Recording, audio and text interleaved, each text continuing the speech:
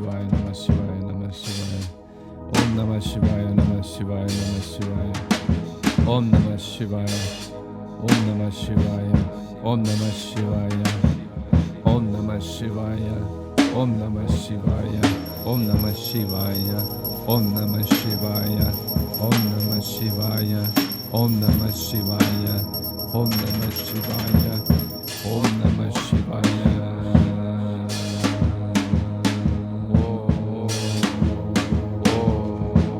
Om Namah Shivaya, Om Namah Shivaya, Om Namah Shivaya, Om Namah Shivaya, Om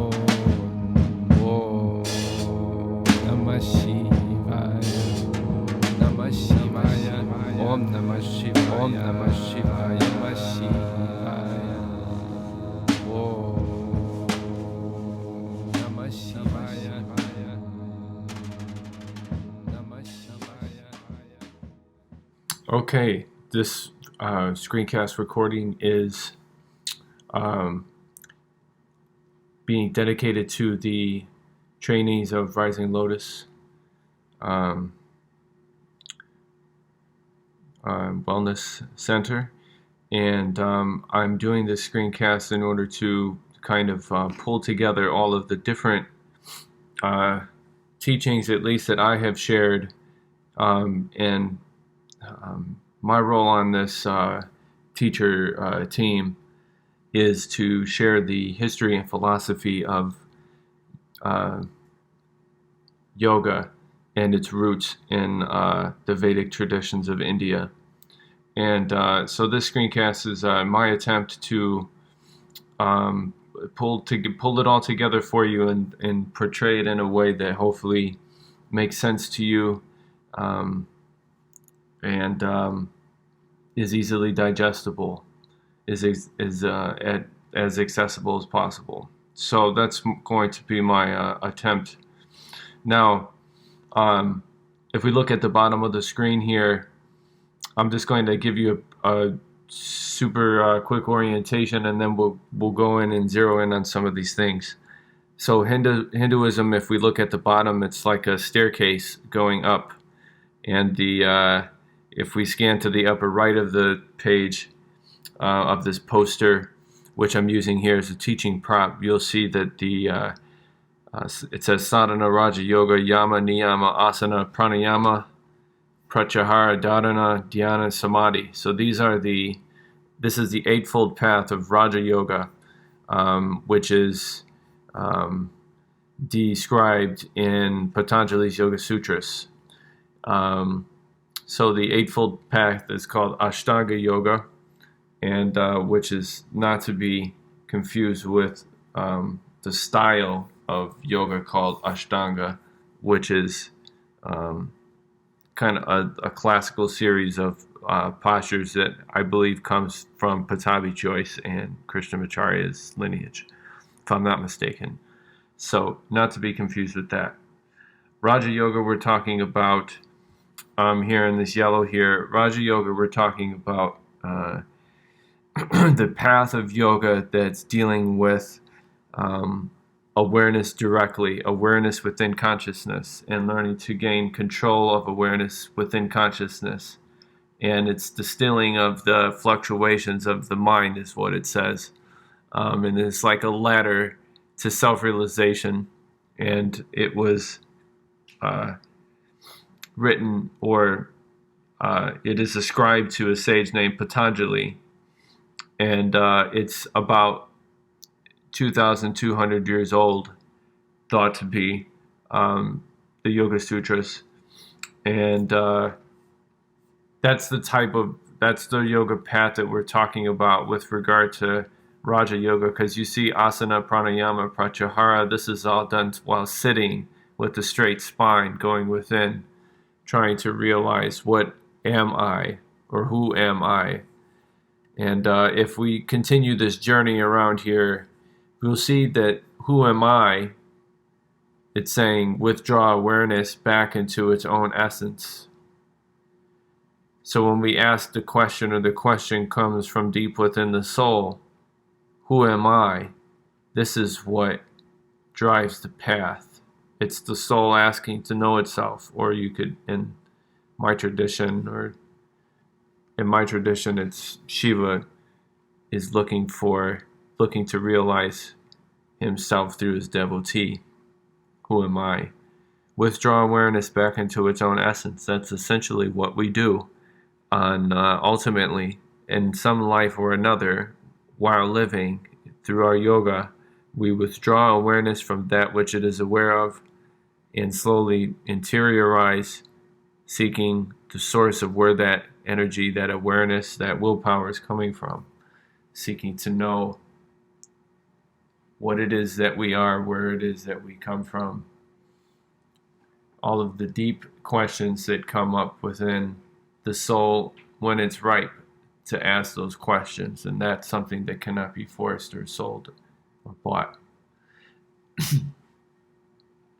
So, who am I is the deep question that drives the path, because otherwise it's an exercise. But when this question comes up with an individual, it throws one onto the path. Now, here we have the spine, Sushumna, which is the spiritual current or the pure life energy flowing through your nervous system. And it is coming right out of the self, out of an uncreated essence, like the Big Bang came out of an uncreated essence, you could say, if we're intellectualizing something quite vast. It is that infinite energy is running right through your spine. That's your pure spiritual energy, Sushumna, Nadi. And then we have an emotional nature, which is represented right here by the Ida current. And then the Pingala current is our intellectual nature.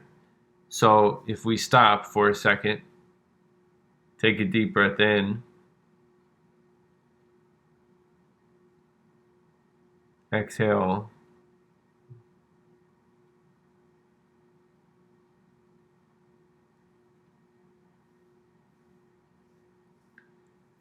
essentially what's going on is when we observe, we have an emotional nature, we have an intellectual nature that's thinking about the past and future and thoughts and pictures and combinations and logic and all of that, and we have feelings about those things, past and future and present. And then we have, when we meditate, we pull these energies within to the Sushumna current, where we're resting in our pure soul nature, which is neither male nor female, which is pure, we could say, actinic energy. And we come into a realization that we're perfect in an undisturbed, when we're not disturbing ourselves, or when we're not reacting to past or future, and we're just resting in our pure existence.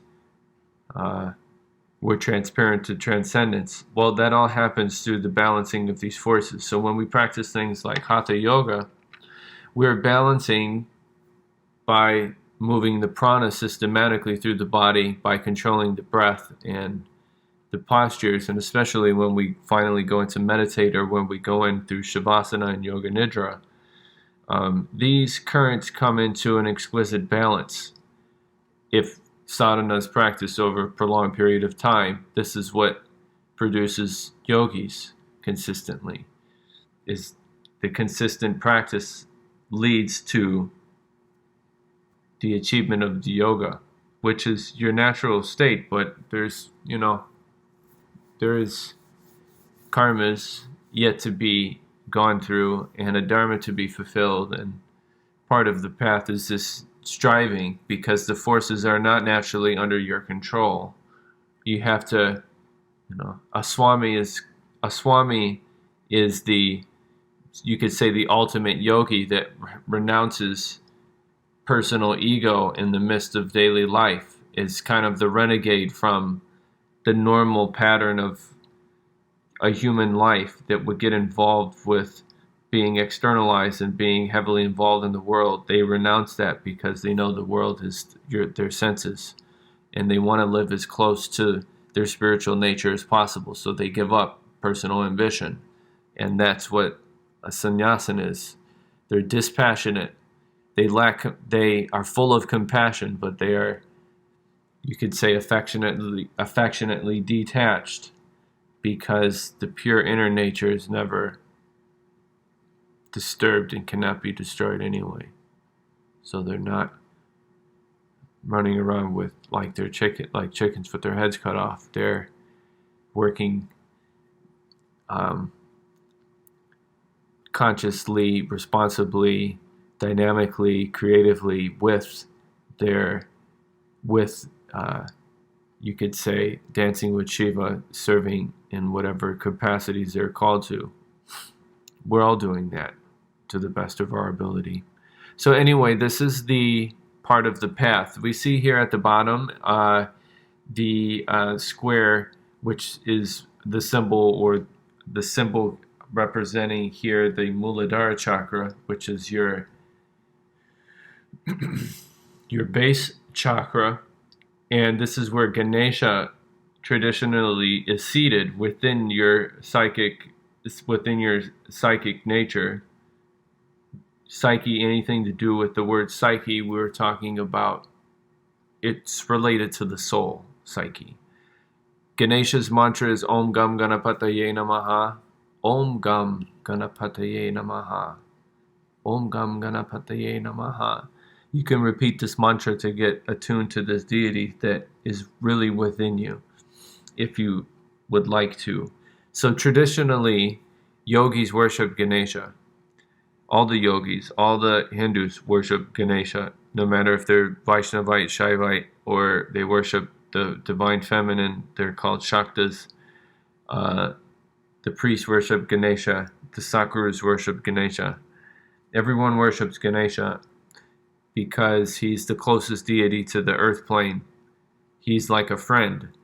And most that practice yoga for a long period of time do encounter him in some form or another, or if they're blessed, Ganesha will go to them and introduce himself, causing a magnetism and a certain prana to flow between that deity and yourself. So anyway, let's look at go back to the stairs here. Now, Hinduism is the name given rather recently, historically speaking, to the peoples that were dwelling near the Indus the Indus Valley civilization. We're talking, and I'm not a scholar in this sense of knowing the geography, but we're talking about northern India, near the Himalayas, and a civilization that grew up near the Ganga and the Saraswati rivers. Rivers were sacred, and they're highly, symbolic of the life energy flowing through the spine. So all the rivers in India really are sacred to those who we call now Hindus. Now, here's the thing about Hinduism, and that was kind of a ramble. Hinduism is an uncreated family of religions. There's no pope figure, there's no central figure within Hinduism. What we have is a family of religions that share these four common beliefs: karma, dharma, reincarnation, and all-pervasive divinity. All the Hindus, no matter, regardless of sect, whether they say they're liberal or they're Shaivite, like myself, I'm Shaivite, but all Hindus agree the bedrock of the identity, the belief system, the worldview of being Hindu is really an acceptance or acknowledgement of these core, you could call them beliefs. They're laws of the mind, dharma, karma, reincarnation, all-pervasive divinity, we would say these are discovered like gravity was discovered, not created. We didn't create the concept of dharma. Dharma is, and we discovered there is a sense within us that we're fulfilling an inherent destiny that's unique to us, but that is also on some level social and universal. And so there's, you have to understand this idea of Hinduism and being a Hindu, and things of this nature are labels really for those souls that are discovering or find their belief system mirrored by these core, you could say, beliefs, dharma, that which sustains or upholds the cosmos, the law of being, the orderly fulfillment of an inherent nature, and karma, which on the physical level is Newton's law of cause and effect. However, in this sense, karma is, because mind is the world is mind. Karma is that a deed in thought, word, or action. Thought, word, or deed. We're always putting out energy in our thoughts, words, and our deeds. And in the field of time, time and space, when there's a sense of doership, which humans have a lot, the strongest out of all the creatures on the earth, humans feel the strongest sense of doership, which is part of the concept theory of karma. Our actions, our thoughts, words, and deeds return to us, generally through people and experiences. And we see here on the left the planets, and we see numbers because every planet has a number. This 8 over here is actually a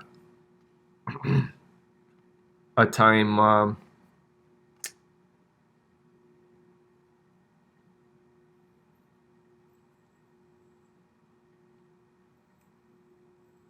an hourglass.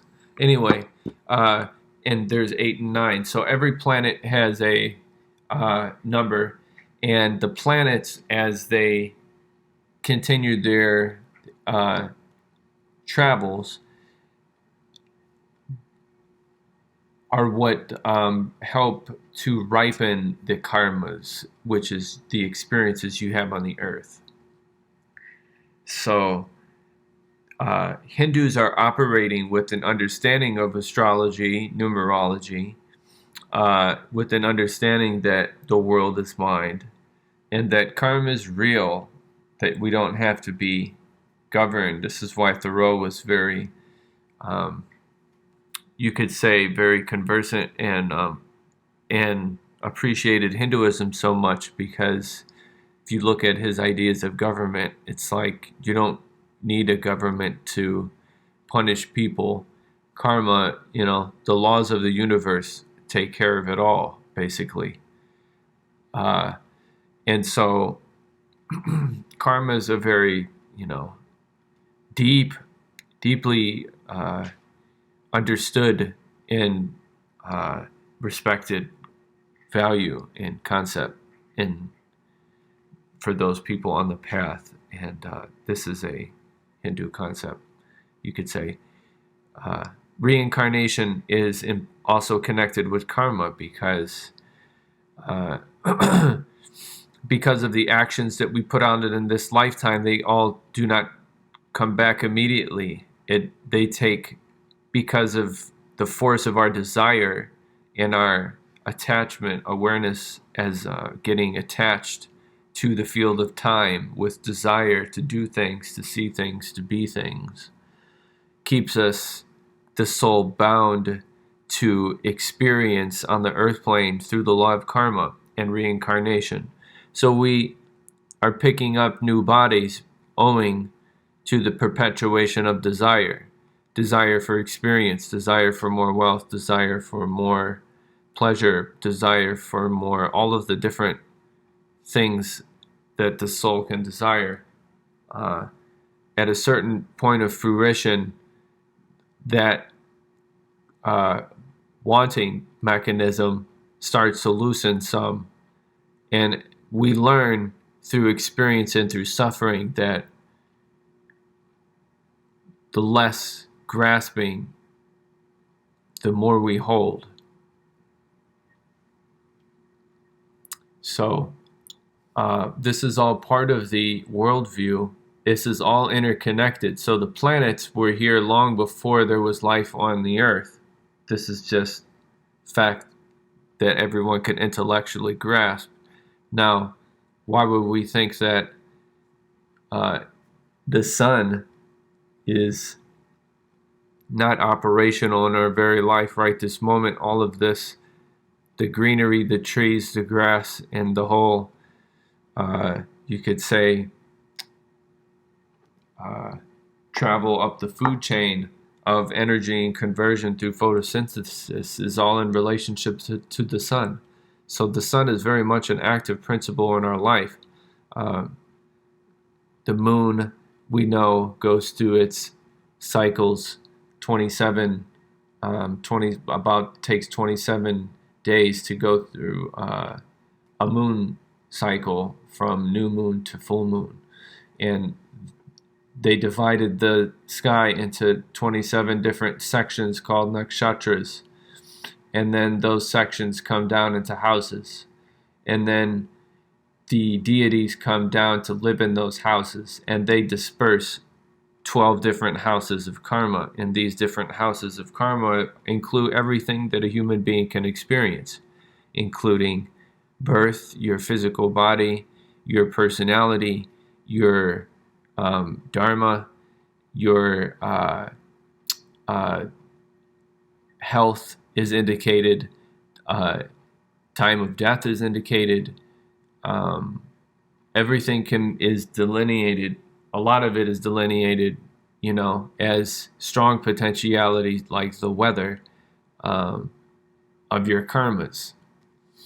So you can look forward and look back in time, and what it's going to do is it's going to mirror your experience. And so you can learn to read your experience, learn to self-understand through looking at astrology. Now, this is all interconnected. This is called Jyotisha, and numerology is numerology. But it's all interconnected with an understanding that the world is, the universe, even though it's perplexing to say this, is perfect right now. We just misunderstand.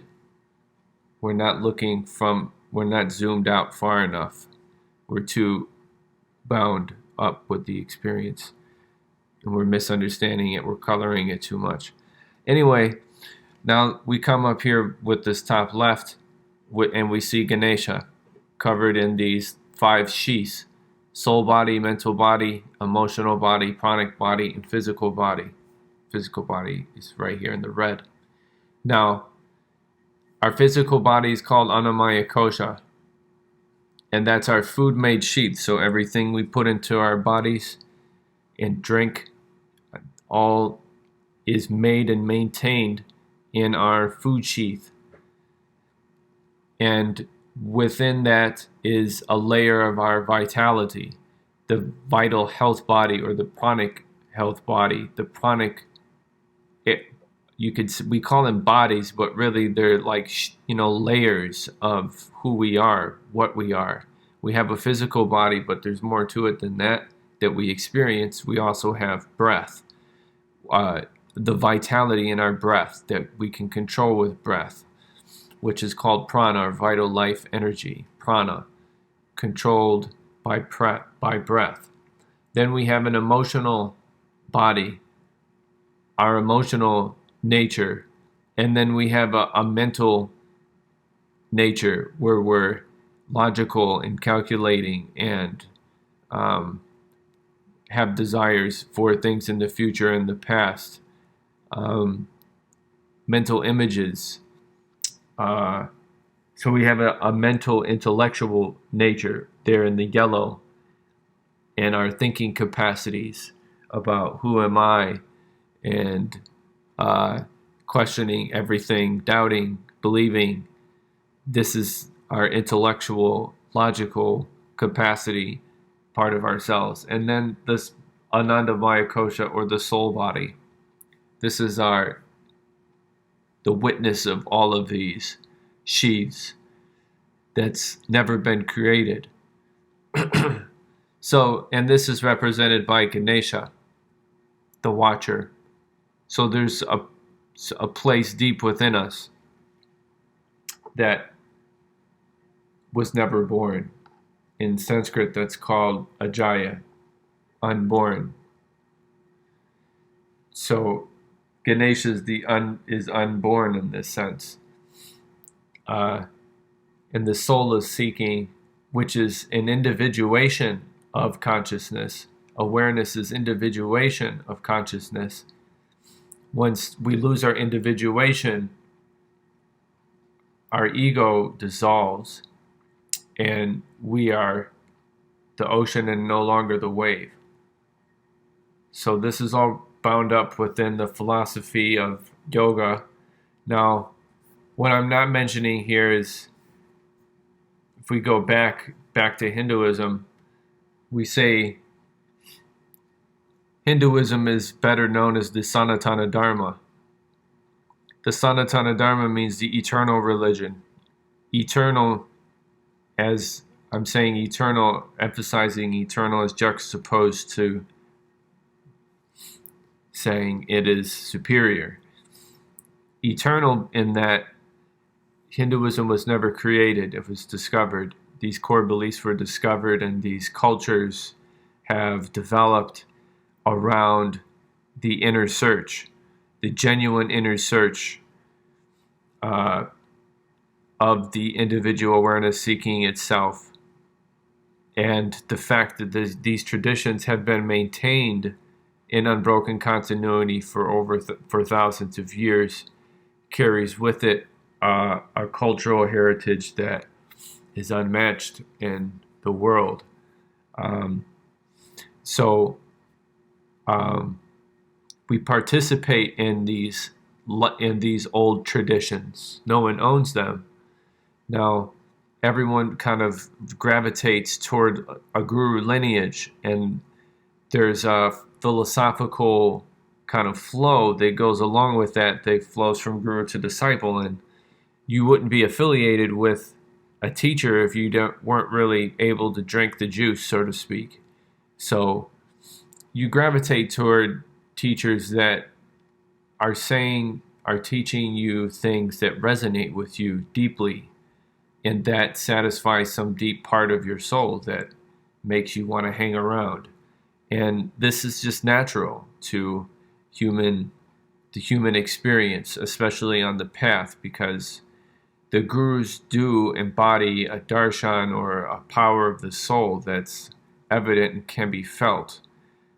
Can't be described or cast out in words, but that's called darshan in Hinduism, and that's what, when you go into the temple, you see the deities there. They're giving what is called a spiritual shakti, or darshana.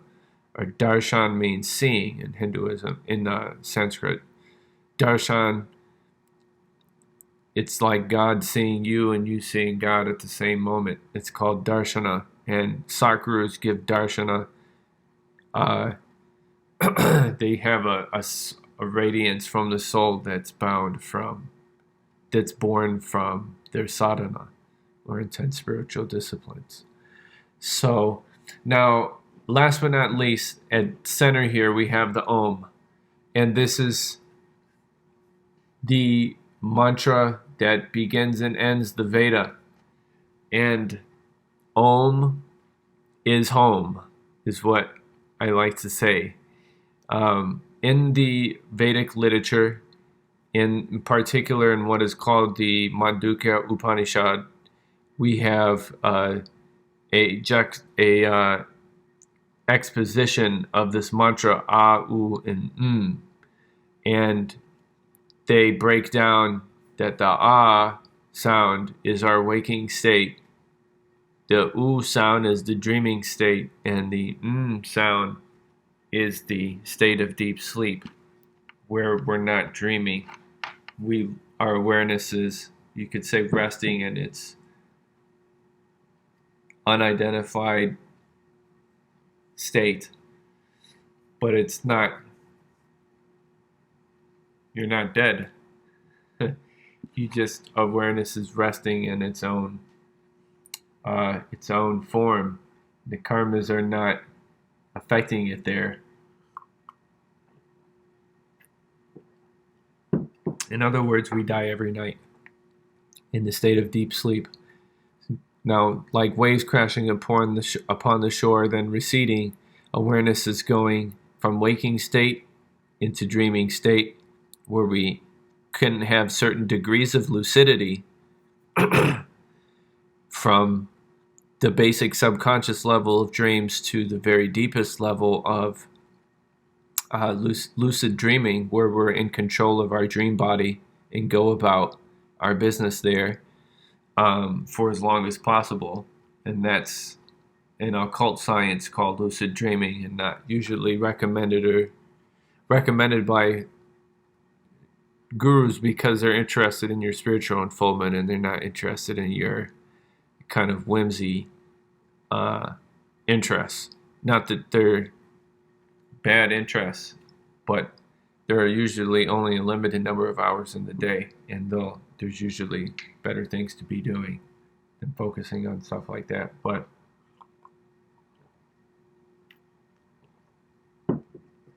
and I mean even on the astral, because for yogis, the idea is that when you are putting awareness to sleep, you're not trying to go and have all types of crazy experiences on the astral. You're trying to go and get recharged. You're resting. You're looking forward to returning home. That sleep should be look forward to.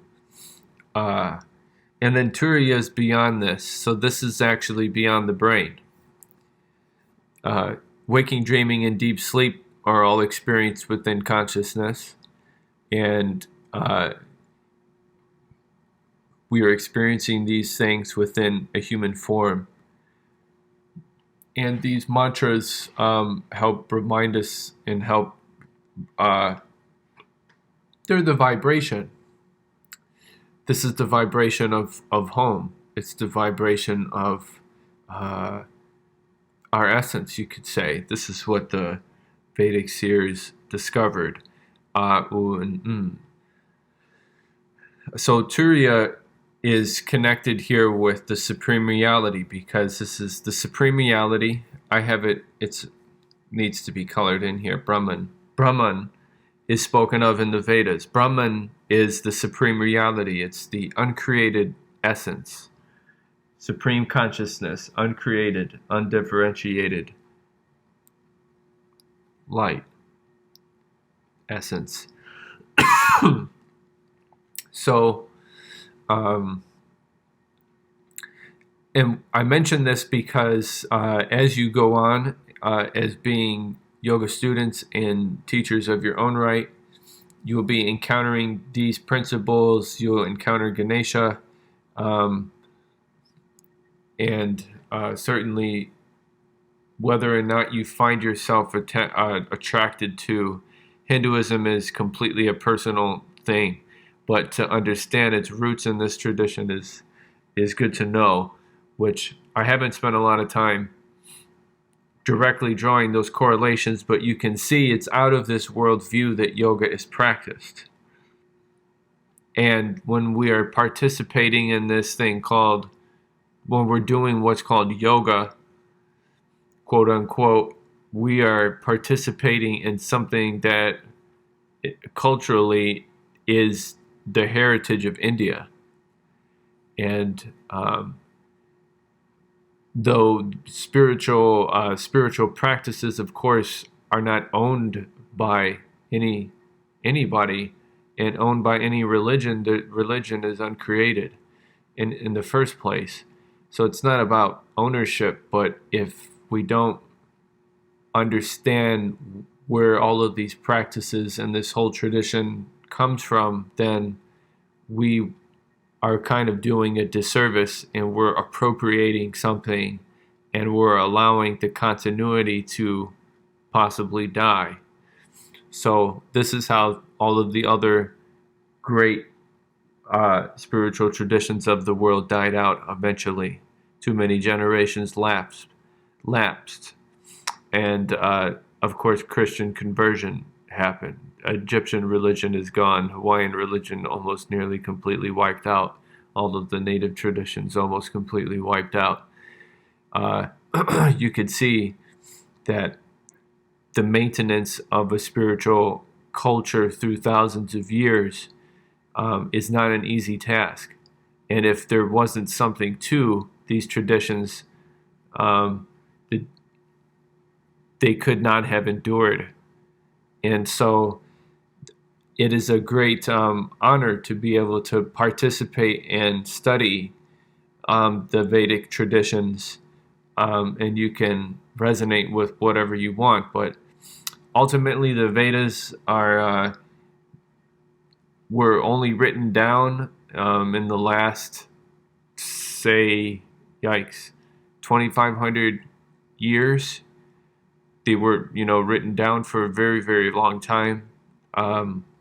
The Rig Veda there's 4 Vedas, the Rig, Yajur, Sama, and Atharva Veda. And then those Vedas, Veda means knowledge in Sanskrit. All of this was passed on orally and memorized and passed down from father to son.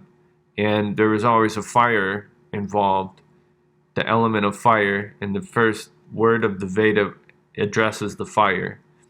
And so this idea of giving up or sacrifice, giving up to the higher good, is this whole idea of transformation of, our life to something greater. And so the fire is sacred to the Hindus, just as it is because fire is what humanity allowed humanity to survive while we were so vulnerable to the elements. Fire was a great friend of ours. And so the Vedic tradition goes back even, to that type of a root of relationship to the elements, the fire as a god and as a messenger to the inner worlds. And so the Vedic tradition is very, you could say, earth-based in that sense.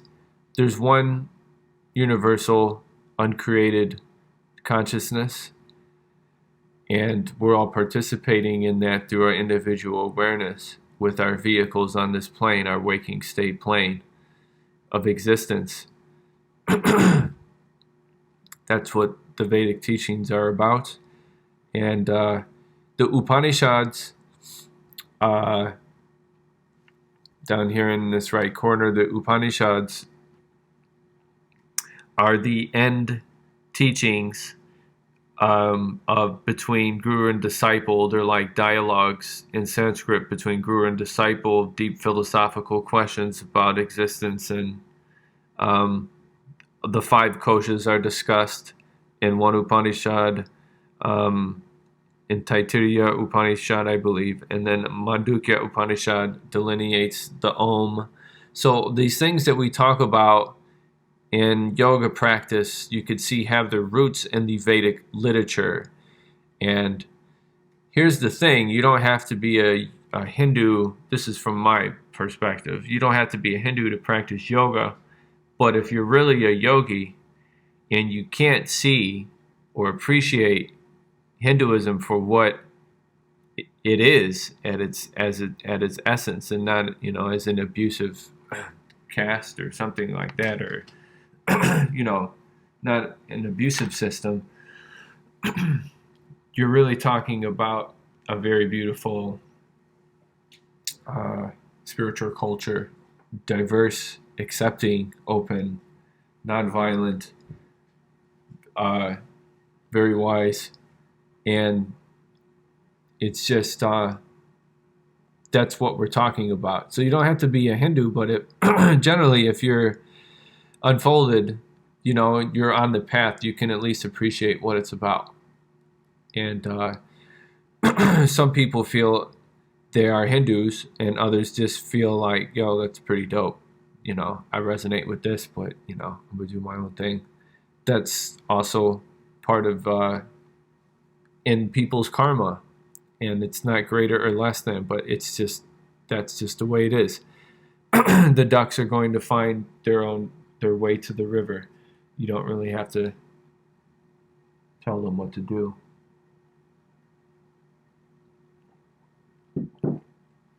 So anyway, I think I covered everything on here.